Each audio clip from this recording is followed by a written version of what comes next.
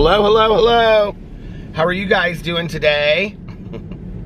It's another daytime vlog. It is currently 2:02 p.m. on Wednesday. I can't even remember what day it is anymore.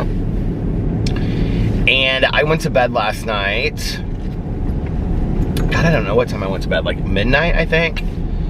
And I slept today until like, I don't even know what time. 1:30 or something. Oh my God, I got so much sleep. Alex woke me up to vlog last night, and of course I said the same thing. I said, I'm just gonna sleep. I was so comfy. I think this new duvet cover that I bought is a problem, is what I think. Because our bedding is so comfy cozy with the faux fur blanket from Target, and the dogs are just all tightly wound that I just don't even want to get up. And last night, I really wanted to listen to my audiobook because I wanted to finish it last night so that I could hit my goal. Because I was hoping that I could hit my goal of 100 today, was what my plan was. And then I could just start a longer book that I could either maybe finish before the new year, or that it would be my first book done. I was gonna maybe not a longer book, but I was gonna I was gonna finish the year. I was hoping on maybe a Janet DeLeon book, like the Misfortune series. And that would actually be like my 101st book of the year. Can you even imagine? So I'm thinking I'm gonna finish my 100 books this year. At this point, I can't imagine that I wouldn't.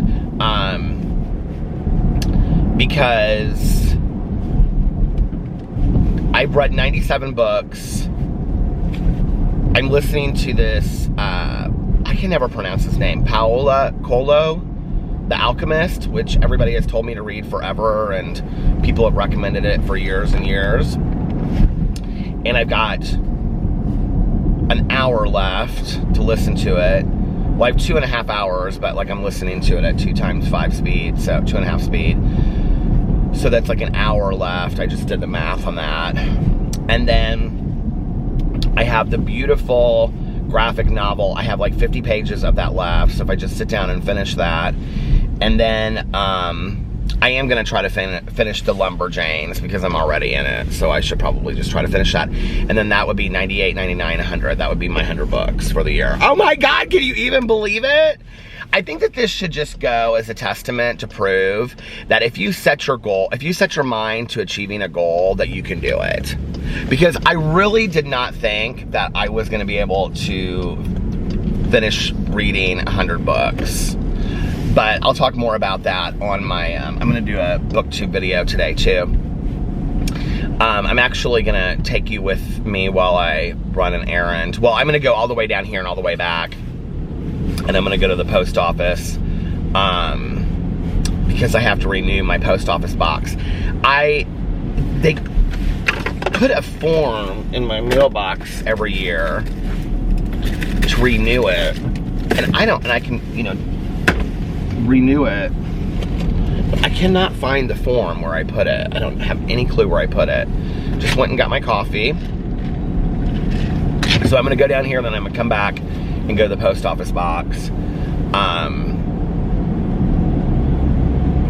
was I gonna say?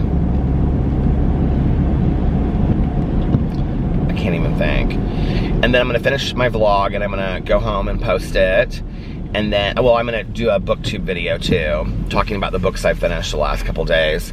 And then I'm going to go home and upload that, and then I've got some cameos to do. And I haven't really decided if I'm gonna make other videos or not today. I think I'm gonna do a review video of some other energy drinks because people seem to like that video the other day on my review channel. It got good views on it, so I was like, well, people must like this. I reviewed these energy drinks the other day. So, oh, you know what? The other thing I want to do is I want to stop at that Target and see if they have those lilac cups, Starbucks cups. So I'm gonna maybe review the energy drinks.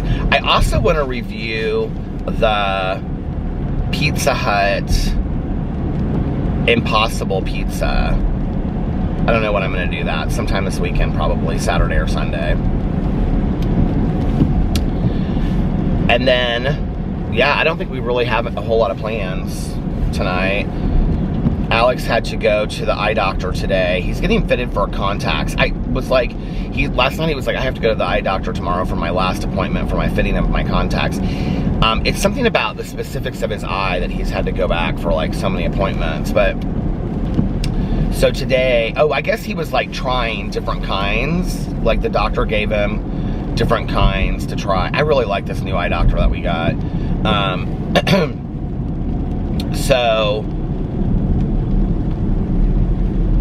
that's the other thing is I need to do today is I need to buy some glasses online. I found a couple pair that I like. I found one pair at this website that's called like Zzool or something like that, and they're really cheap. They're only $15 for the frames. So I'm gonna get those, and then I think I'm gonna get the clear pair from Warby Parker, and then I'll have 2 pairs of glasses at home. But anyway, Alex had to try the dailies, and then he had to try the kind that you like, you know, wear over like a week or 2. And he liked those more. I've just worn contacts so long, it's like this whole like process to me is kind of funny, but I think I started wearing contacts like my sophomore year in high school, maybe. I remember when I first got glasses, I can remember what they were and everything. And, okay, so Neil Patrick Harris and I are about the same age. He might be a couple years younger than me. But do you remember when that movie Clara's Heart came out and it was with Whoopi Goldberg? It was such a great movie. And, he wore these glasses in the movie. Oh, my mirror on the side is turned. He wore these glasses in the movie that I liked, and they were like tortoiseshell rimmed glasses. And I remember that those were, I got glasses that were very similar to that. And, because I really liked those glasses from that movie.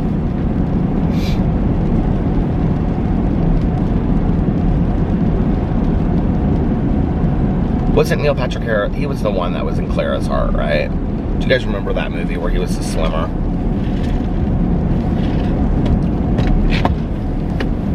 So if he was like 13 in that movie, I was probably like 15 when I got glasses. 14. Well, I'm gonna pull in here because I'm kind of interested now. That was my first pair of glasses. I feel though like I was driving at the time that I got them, because I feel like when I left the appointment, I feel like I remember driving. So maybe I was 16, because I can remember literally like being able to see like the leaves on the tree, and like, and my eyes are really, I mean, I'm nearsighted, and I'm really, my eyes are not that bad. I wear like a 2.5. But I can remember like everything seemed so clear to me, like so completely clear. I could not believe it. This guy can't turn, yeah, dude, because you turn way too far out. Oh, Dunkin' Donuts is supposedly supposed to have new stuff today too. I guess I could review that. But here, I want to pull in here. Isn't it so stupid that my point of reference for figuring out when I got glasses was a movie that I liked back in the day? That's so silly.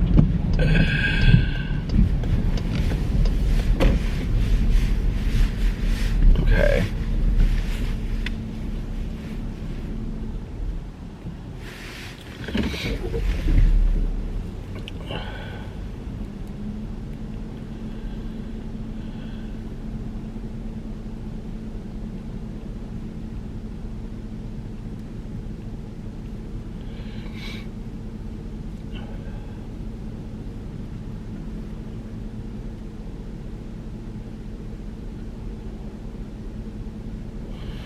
Okay, texting somebody back. Hold on a second. Maybe Neil Patrick Harris is a lot younger than me. I don't know. Oh, he's 1 year younger than me. Like, literally, his birthday is June 15th. Mine's the 29th. So he's 1 year younger than me. So Clara's heart.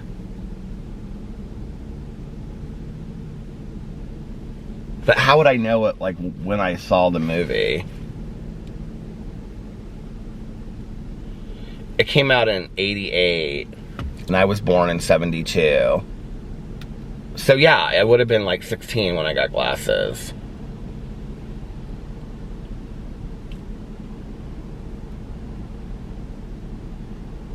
Here, I don't know if these, you can't really see them in here.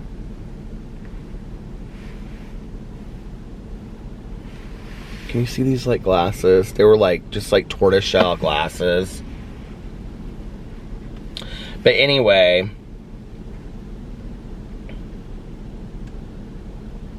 it's so funny that I like saw a movie. I don't know why I remember that being like the glasses that I wanted, but anyway.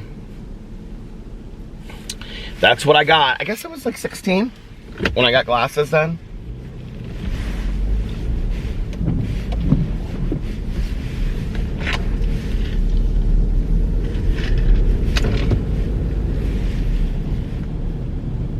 Should I go out that way, or should I go this way? And then I must have had those for like, I remember something happened to them. I like broke them or something. Because I went and got glasses like the following year. And I remember I got these Oliver Peoples glasses that were like little, no. I would have got those a lot later. I got another pair of round rim glasses first because people are literally going so fast.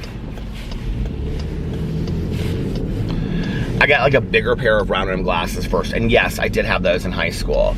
I think I got those, so that would have been my sophomore year, well, the summer after my sophomore year that I would have gotten those glasses. Because I got my driver's license like on my 16th birthday. Do you remember when we used to do that? Like you would get your you could go like on your 16th birthday to get your driver's license. Do you remember that? So I remember I like went like on my birthday and got, well,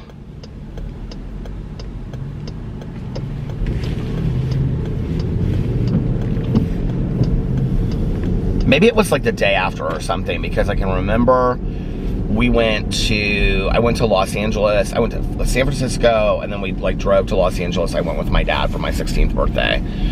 And I remember when we came back into Indianapolis, we flew in on my birthday. And then my mom had the surprise birthday party with my friends, and I was not happy about it. And so it must have been the next day that I went to go get my driver's license. But anyway, it was sometime that summer, and I can remember I like went to, or that fall, and I went and got glasses because I still remember where the doctor's appointment was. It was actually right back there. And because one of my cousins worked for the eye doctor that I went to, and so she fitted me for my glasses. And I remember we like ordered them, and then I like came back, and I can remember when I left, and I got contacts at that same time.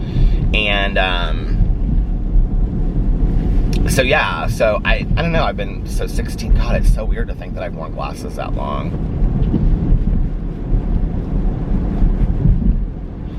But anyway, yep, that's what he's doing. He's getting fitted for that. And I've like been saving tons of money.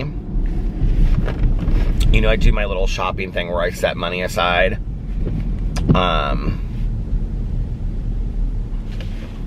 And then like whatever I don't spend, like, is carried over. And so a couple days, I don't know, if you don't watch my vlogs regularly, you don't know what I'm talking about. Somebody's texting me.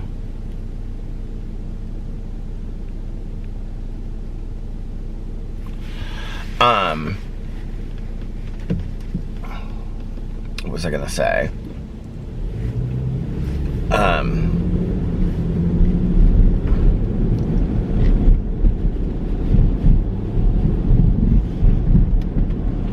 Oh, so if you don't watch my vlogs regularly, you don't know what I'm talking about. So like, I'm like really, really big into budgeting, okay? Like with the graphs and everything like that. I have done that forever, and like write down all my bills and everything like that. And so going into every month, I usually do this like the last day or two, so I'll be doing it either today or tomorrow. I like write down all of my expenses for the upcoming month so that I always know, like, so, okay, years and years and years ago, when I got I snowballed my debt. I don't know if you guys know what that means, but it was a concept that Dave Ramsey came up with, which is like, I had a lot of credit card debt, which is where you could either start with your largest credit card or your smallest credit card, but I started with my smallest credit card. So what you do is you take like your smallest credit card, like let's say if I had like a really small credit card, I don't even remember what it was, but it was like $150. I don't even know why I kept it open. And so you pay that one off, right? Okay, so then when you pay that one off, then you take that $150 that you were sending to that credit card every month and you apply it to the next credit card, okay? So like, let's say if the next credit card is like $500, and let's say every month you're sending $200 to that. Instead of sending $200 to that credit card to pay it off, you now add the $150 to it, and so you're sending $350 to that credit card every month, right? Okay, so then when you get that credit card paid off, you cancel the credit cards when you get them paid off. Does that make sense? You cancel them, you don't keep them. So now you've been sending, let's say, $350 to that credit card. Well, the next credit card up, let's say, is $1,000. And that one, you have been sending $500 to every month, right? Okay. So now, instead of just sending $500 to that every month, well, let's just say if you were sending $200 to it, because that'll make more sense, because that's what a lot of people do. Instead of just sending the $200 to it every month, which that would take you 5 or 6 months to get paid off, right? If you weren't putting anything else towards it. Because this is how you overcome like the principle and the remember, like this is how, like with a lot of people, they're like, I'm never gonna get over this consistent. Like you can even do this even if you are like not making very much money and you can only afford $10 extra a month. It'll get you there faster. It doesn't have to be large amounts of money. It could just, and then you have to also figure out, like you go in and you think to yourself, okay, what extra can I pay on this a month? Like, if I stopped going and doing this dinner and I stopped going out, could I like just send $100 extra a month? Is there anywhere that I could figure out an extra 100 or an extra 50 or 25 that I could send towards that first credit card? And that's how you kind of like start the whole thing, right? Okay. So then by the time you get to the $1,000 credit card that you were sending $200 to, you now have $350 from the other credit cards that have been canceled that you're not sending that anymore to them. So you add that to the $200, now you're sending $550. So instead of taking 5 or 6 months, it takes you 2 months to get it paid off. Do you get it? So you're snowballing your debt. So that by the time that you're at the end, let's say if you have a credit card that has $20,000 on it, well, every month, and it's hard to do because you look at that amount and it's a lot. It's like $2,000 to $3,000 you're sending a month, but you were sending $2,000 to $3,000 a month before anyway on all of these loans and things. Like you can do it with school loans, you can do it with mortgage, you can do it with your car payments, you can do it with anything, right? Okay. I think at the time that I did it with like everything. I think I did it with like my car and credit cards. Maybe I didn't put my car on there, I don't know. So anyway, but because he talks about paying your car off early too. But when I finally got out of all of that, he has like, so the book is called Total Money Makeover. And then he has another book about like being a millionaire by the time that you're whatever. That'll never happen to me. But anyway, I mean, I'm not going to say it'll never happen to me, but like, I mean, it's not going to happen to me by the time I'm 40 because I'm 48, right? But like so many of his ideas are really, really good. And like not needing to have like a super expensive car. Like if you could afford like $1,000 car a month, or let's say if you can afford a $400 car a month, instead of getting a $400 car a month, get a $200 car a month. And then for the course of that payment, take that $200 extra that you would be putting towards the $400 and put it in a savings account just for like a car, right? And then at the end of your car payment, whatever you would have left, I don't even know what that would be, you go out and you either put that on a new like car note, car loan, or you buy a car outright, right? With that amount. And then the next car that you're buying or your whatever, let's say if your dream car is like a Porsche. I think that's exactly the example he uses in the book actually. That like you want to drive a new Porsche, right? Okay, so then you do this over the course of like 2 or 3 cars. If you started when you were in your 20s, in your early 20s, you literally could do this by the time you were 40, okay? Because it doesn't really matter how expensive of a car you can afford. Let's say if you can only afford a $200 a month car loan, right? Okay, then you find a car that's $100 a month. Or 100, whatever, 50. And you take that extra 50 or that extra 100 and you put it in a savings. And then for the next car, you take that money, let's say if you've saved $3,000 to $5,000 and you put it down as a down payment on the car to take off a certain amount or whatever, and then you do it with the next car as well, right?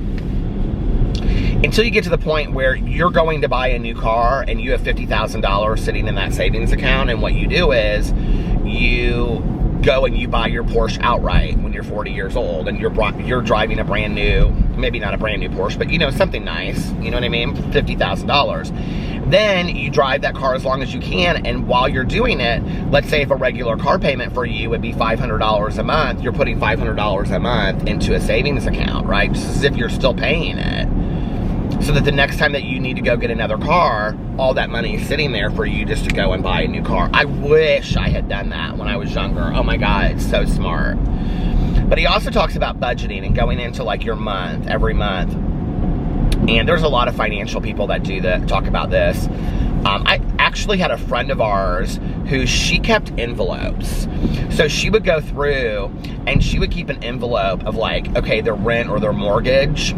And they financially do very, very well now. And she's been doing this forever.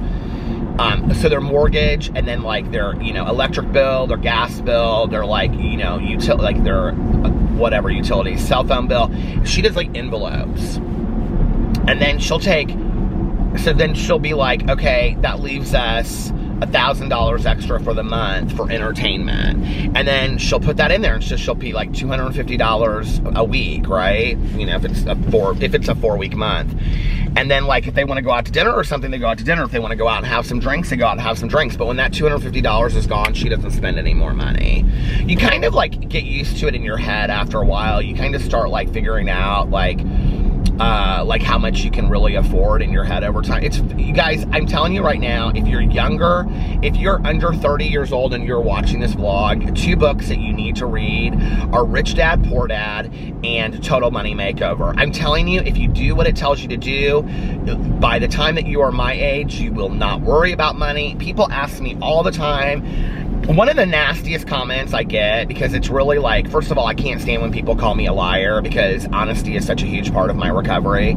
But when people are like, there's no way that you're semi-retired by the time that you're 48. Yeah, there absolutely is. It's because I listened to what people told me. I read the books. I did what I was told. And I mean, it goes in there and it talks about like buying property and doing this and doing that. I mean, I did the things that people told me to do. And as far as savings and things like that, and setting up, different IRAs, and I mean, it walks you through all this stuff, even if you have no education. I'm the stupidest person in the world when it comes to finance. I wouldn't act like I knew anything about finance. All I know is I got from these books and I did what it told me to do. So one of the things that I do is I highly, highly, highly budget my money. Now, I don't have to say our money anymore, because Alex and I very much like, we have like a joint account for paying bills, and then what he wants to do with his money is what he wants to do with his money. And but back before, I very tightly budgeted our money because we had to, Now we're not in that position anymore. Now Alex is very good with money. He is very, very good with money. So probably the first partner I've ever had that is good with money, thankfully, which, has a lot to do with past debt, because of past relationships. Not that I'm blaming it on that, but I think jointly we just made poor choices together, and I'm the one that financially suffered the result of that. My exes and I would take like 3 to 4 trips a year, like extravagant trips, and I would just put it on the credit card and not even think about how I was going to pay it off. Today, I don't buy anything on a credit card. Well, we don't have really that many, first of all. We have emergency credit cards. But I don't buy anything today unless I have the money to pay for it, like up front. That's part of my budgeting, is like my dad kind of taught me that. He was like, because I got into all this credit card debt, you know? And I'll never forget my dad saying to me, he's like, you know, like, if you ever get into credit card debt, I'm not going to help you out of it. He was like, you know, don't expect that. So anyway, so every month, I set aside a certain amount of money that I can like buy things with, shop, right? And it's a certain amount each week. And whatever I don't buy, if I don't buy anything in the week, and it really started out of like going to like Target and Meijer with Tanya and buying candles or like, you know, clothing every once in a while. And so I would say, okay, like how much in a month would I realistically, do I need to buy as far as like, you know, whatever. Well, what happened was that was when I really started questioning with myself, like, what are my needs and what are my wants? And ask yourself that when you're shopping, and you will save yourself a lot of money. Hold something up and say, is this a need or is this a want? Okay, I mean, this is obviously a want. This isn't a need, right? So if I was smart, I wouldn't spend the $18 on this and buy any more, but I'm going to, because this is something that I can also afford today, you know? But I hold things in my hand. This was something that I don't feel like that was a Dave Ramsey book. I feel like that was something else that I heard it, where you hold it in your hand. Oh, you know what I actually think that was from? I actually think it was an idea that somebody had proposed to me before, but then I also, in the Marie Kondo book, is that her name? Where you clean up your house and you throw things out. She like had you like hold a pair of shoes and ask yourself like, do I have an emotional attachment to this pair of shoes? If not, then, and it reminded me of this lesson that I had learned from some book that was like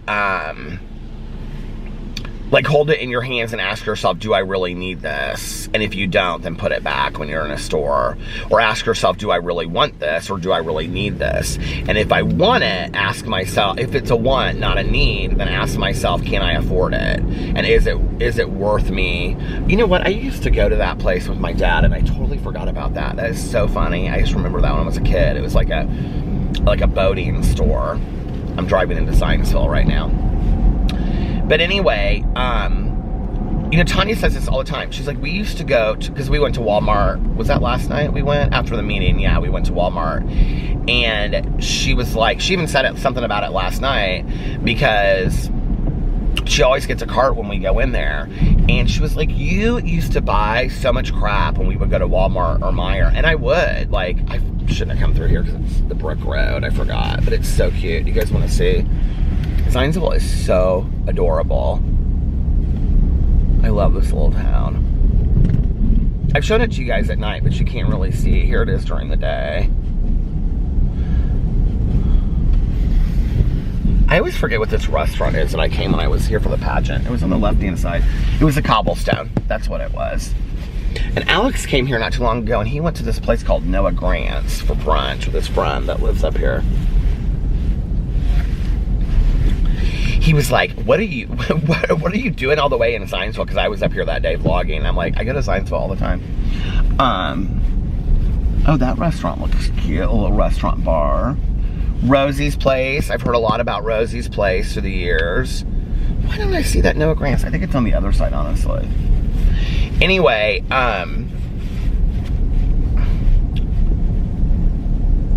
so then the other thing is that once I've saved more money, I've like upped the money that I can save or the money that I can spend on shopping. As I paid stuff off or had more money here, more money there, because the thing is that like the money that I don't spend, it stopped. I don't even know where it stopped. But anyway, I was talking about how I have some money set aside now that I can put into my savings for the beginning of the year, because I didn't do as much shopping as I thought I would at all. Like, which really kind of surprises me with like Amazon and being at home and stuff. But anyway, so there have been some things that I've been kind of eyeing, and one of which is, there's still some things I'm kind of like thinking about, like, do I want to get, do I not want to get, do I really need, or whatever. But coming into winter, this coat is like the only coat that fits me right now that I got at Costco, and it was $39.99. And I've seen like so many people that have this coat. Definitely, well, one person definitely in my outside of my neighborhood, because I was like, that's a cute coat, and then I was like, oh, that's my coat.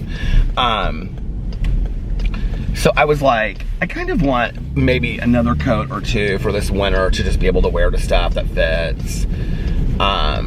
So I bought these coats, and they're down in the basement on hangers, like really nice. And Alex was like, what about those coats in the basement? I was like, babe, they do not fit. I had hoped that I would have lost a bunch of weight by now, but they don't. So those will stay down there. Those are coats that are never, like, they're not going to go out of style in the next year or two. They're totally fine, you know, so I can, if I ever lose weight. I said, feel free to wear them. I said, you can wear them if you want. They're cute coats.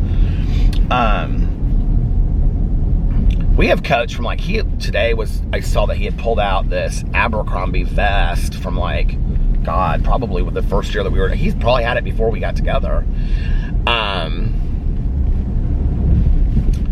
So anyway, I bought an UGG zip-up Sherpa coat. Looks really cozy. And I'm always scared to buy stuff online, though, so I checked out my size and everything. And then I bought a pullover Sherpa coat, too, which I'm really excited about. It's really pretty.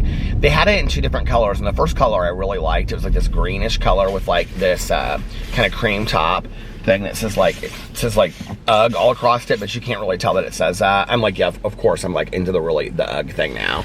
Justin Anderson on his Instagram, it's his fault, because he's always wearing UGG stuff. Do you know Justin Anderson, the hairstylist? I love his Instagram. He dates one of those Rhodes twins. They have like this beautiful house in Nashville. Anyway, he's Kristen Cavallari's like best friend. He's super cute, and I actually thought he was like 30, and he's like closer to my age. Like he's like almost, I think he's 39. He also wears these like beautiful like Rolex, and like he has like this all gold Rolex, and then he has, and I love watches. Like watches, if I could afford, that would be it. I love watches. And then he has this Cartier Roadster watch that he wears. It's just fantastic. It's like one of my dream watches, and it's like solid gold. I don't even know how much that would cost, but anyway, he's always who is texting me? I can't see. He's always wearing UGG stuff. Like he got a new pair of UGG boots for Christmas or something, so he was showing those. UGG shoes. Hotel Tango Distillery. So yeah. So I got those two things. I'm excited about that. That's it. That's all I bought. It was enough, honestly. Those little houses in there are cute, and they're all different colors and stuff. Isn't it so funny, all these neighborhoods that we have today that are like recreating neighborhoods like from like that, remember that movie The Village? I mean, it's like they all look like these like gated communities that are like, this is the one that I wanted to see in that I couldn't see in the other day. But they're all like these gated little small communities with these like clapboard houses that look like something that you'd see on the East Coast, you know, in the 1930s or something.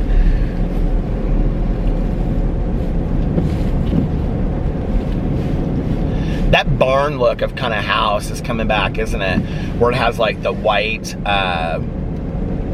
the trim, you know, around it. Like I really like that look, but oh my God, this is my husband texting me. My husband.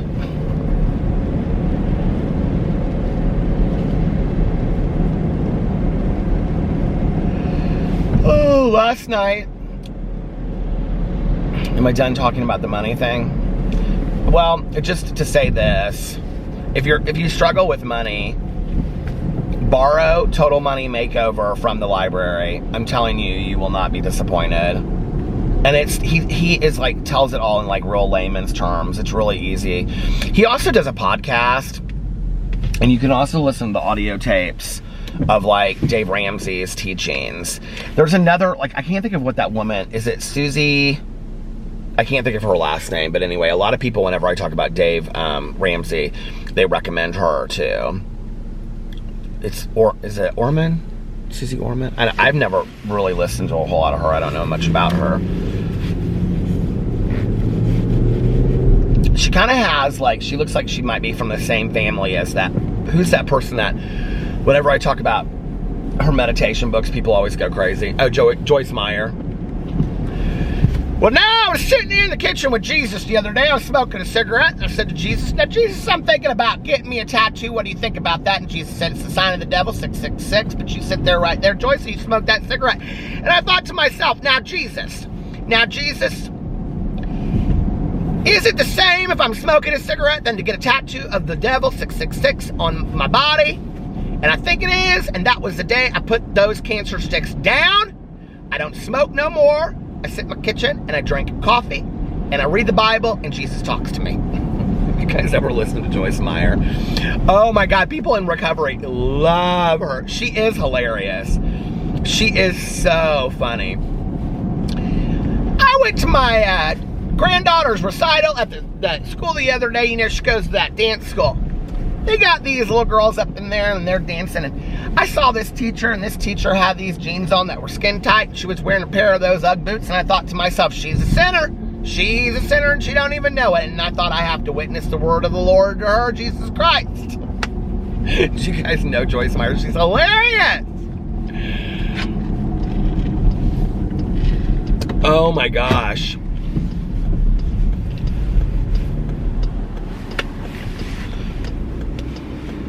I like her meditation books, but I do have to kind of read through the lines, honestly. It's a lot sometimes. The thing I like is that she always like brings up like really great points, right? But then it's like so heavily laden in like biblical scripture, which do you, but like that's not where I find my spirituality. I wouldn't say it's where I don't find my spirituality. I'm really open to biblical scripture, you know, and reading it. And I think some of the passages are beautiful and and all of that. And I'm not negative towards it whatsoever. You know, like, and left to my own devices, I, you know, would to read some of it. I talked about the whole Left Behind series, you know, and how biblical it was, and I read all those. But the thing is it's like, so Joyce Meyer's meditations, they start off being something like,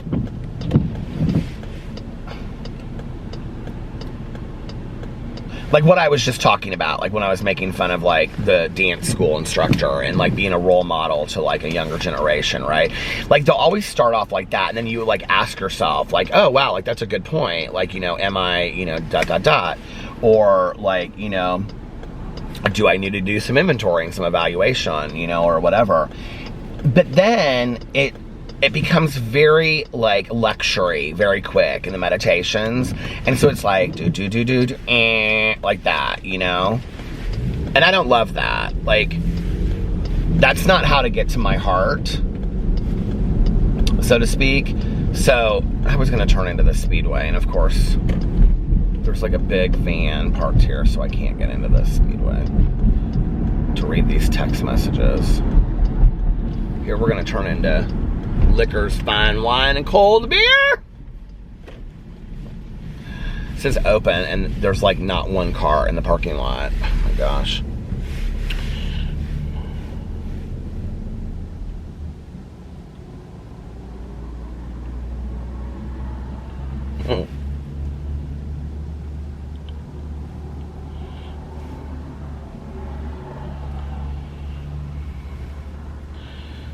Alex said, I got us Costco mac and cheese for dinner if you want, and some cheese pizzas and protein shakes.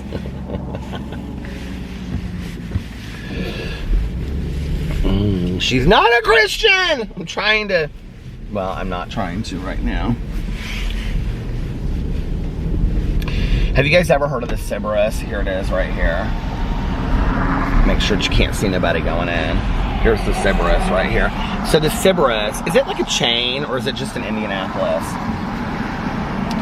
The Cerberus is this hotel. I've had quite a few married friends of mine that go there with their husbands or wives for the afternoon.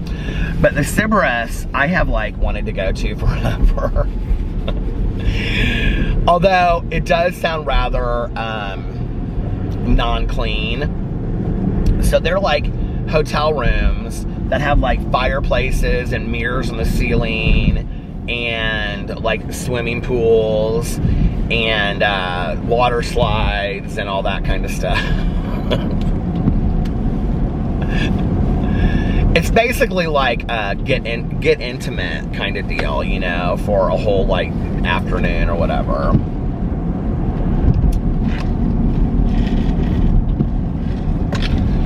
My hairstylist, I don't know how she and I got talking about it one day, but I was like, have you ever been to the Cerberus? And she was like, yeah. And I was like, girl, who did you go to the Cerberus with? And she was like, oh my God, she was like, one New Year's.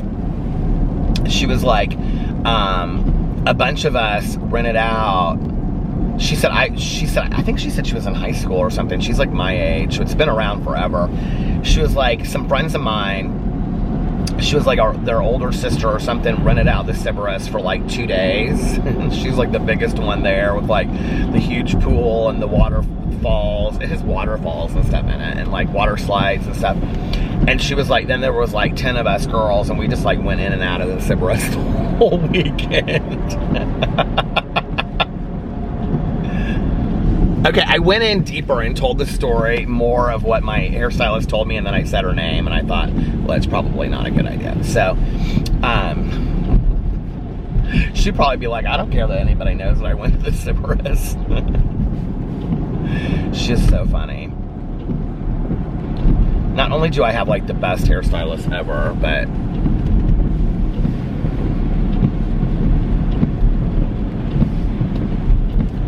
she's also hilarious. I don't know when my next hair appointment is. You know what? I don't think I made one when I left last time. Because I was in such a rush to get out of there.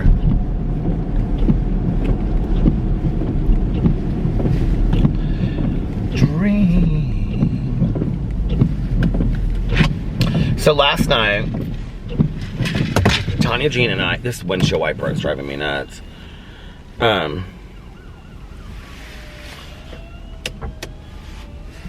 the siren coming from? I hear it, but I don't see it. I can see it kind of in the room. Is it coming from behind us? Oh, it is. Well, what should we do? Okay, nobody's moving around me. Okay, he's going around us. I'm like, there's cars all around me. I literally can't move. I don't know where to go. So Tanya, Jean, and I went to our home group last night. Had such a great meeting. Tanya and I were talking on the way home. We were talking about character defects, you know, and there's like this idea. So like a character defect or defect of character is something like lack of patience or anger, rage,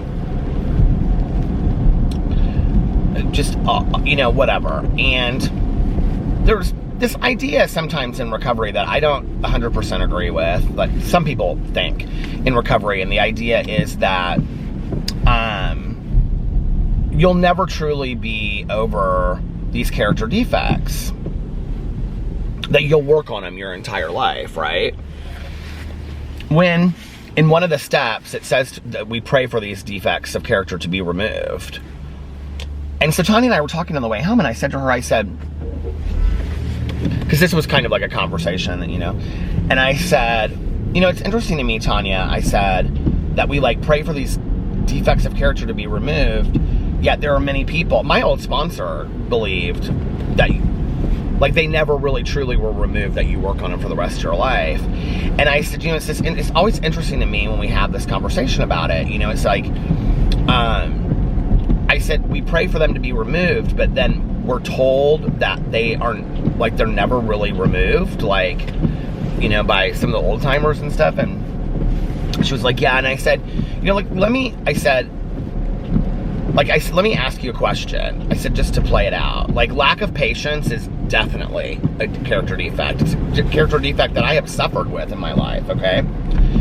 But I said to Tanya, I said, do you know any people that are, like, patient people that you would say, like, she really is, she's a patient person? Like, and Tanya was like, oh, yeah, I know a few people that are really patient, like, you know? And I said, so you would call that a character asset, right? And she was like, yeah. And I said, so lack of patience is a character defect. She was like, right. And I was like, so do we believe that if you have a lack of patience, you could never get to the point where then you also were a person of great patience? That you turned your character defect into a character asset? And Tanya was like, because I had never really thought of it that way, and like looking at the opposite of it, right? Like, the people that are very, like, chaotic, that the opposite of that is that there are people of great calm. Well, there are people of great calm. I know some of them, right? Whether they were born that way or they got to that point. Like, I know some people that way. And I truly do believe that in my heart of hearts in the last couple years, and in my sobriety, I have really worked on some of my character defects to overcome them. And I do not believe that I still have those character defects today. And Tanya was like, yeah, I had never really thought of it that way. And we were talking about this idea of turning our character defects into character assets, you know? It's such an interesting concept. And I've heard from so many people in sobriety, well, you know, we'll just, like, these will be things that we battle for our whole life. And I've always kind of thought, well, yeah, that's true, I guess. You know, like, all these character defects that I have, like, I can pray for them to be removed, but I'll probably, to some degree, like, I believe that they come up in certain areas, you know, like, I don't believe that there may be, like, that they couldn't arise again. I feel like I was hitting every stoplight. I don't believe that they can't arise again, but do you know what is crazy? Okay, so I'm passing St. Vincent's Hospital right now, and literally, you guys, the parking lot is, like, filled all, I mean, there's, like where there's not even a parking lot, if that makes sense, like, on the edge, it's like at a concert or something, you know, or like a show, they're, like, parked along the edge. Why is the hospital so packed? I've never seen a hospital packed like that on just a random day.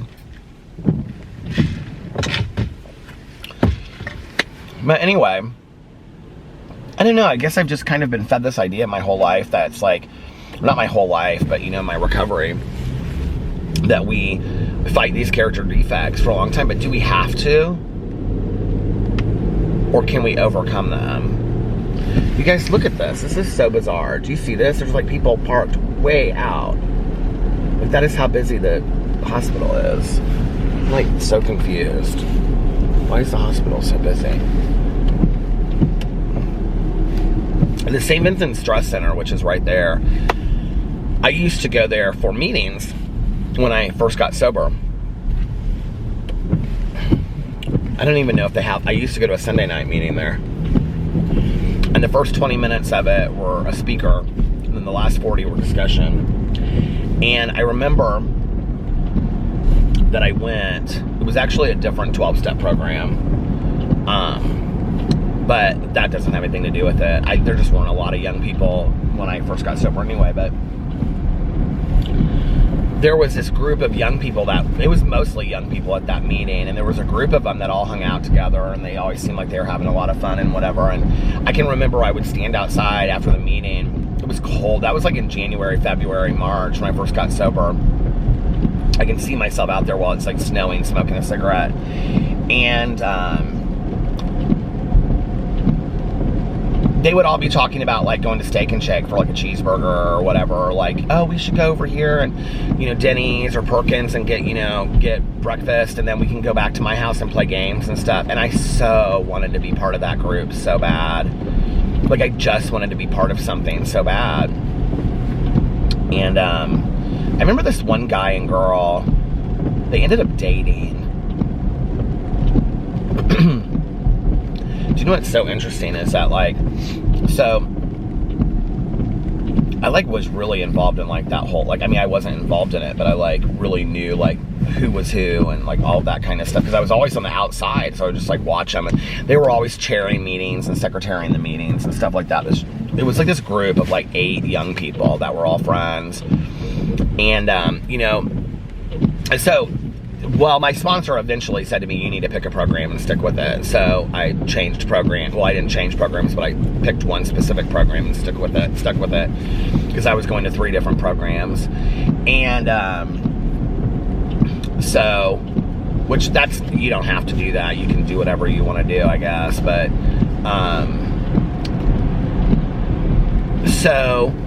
but for me, that's what worked well. But when I stopped going to those meetings, like, I completely, like, until this moment, like, and maybe a few other times in 26 years, like, haven't really thought much about them. God, there's a huge pothole. Haven't really thought much about them, or, like, where those people are, or if they're even sober today. I wonder, you know? I remember this, I just remembered what this one girl's name was. I just did it again and said this person's name, said a person's name. This girl that from way back in the day, but anyway. But I remember that, my battery is dying, by the way. I remember that my sponsor said to me, I would say, these people just are so rude, and, you know, I stand out there and they talk about getting cheeseburgers and going here and going there, and they never invite me anywhere. Like, it's so rude, and, like, I really want to be a part of this and whatever. And I remember my sponsor said to me, probably one of the most valuable lessons I've ever learned, and I didn't start practicing it until about 18 years sober, but he looked at me and he said, have you ever thought about putting your hand out and introducing you to them and asking them if you can come? And I said no. Like, I didn't really feel like it was my responsibility, you know? There I was standing, and that was that very much that pity, feel sorry for me, feel bad for me, I'm all by myself, yada, yada, yada, right? Which is ridiculous. 18 years later, you know, after I came back in, or whatever it was that I came back in after being gone for 4 years, was when I put myself in the middle of the program and started introducing myself. And now, like, you know, I always shake people's hands and introduce myself to new people and whatever, because that's what we're taught to do. And I want to be an example of that, you know? And I don't want anybody to feel like I felt standing out there in the cold, completely alone. Like, I'd like somebody to go get a cheeseburger with. Like, I don't want anybody to feel that way.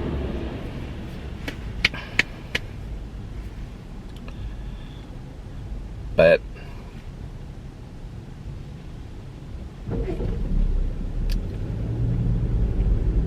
I think it's sad, you know?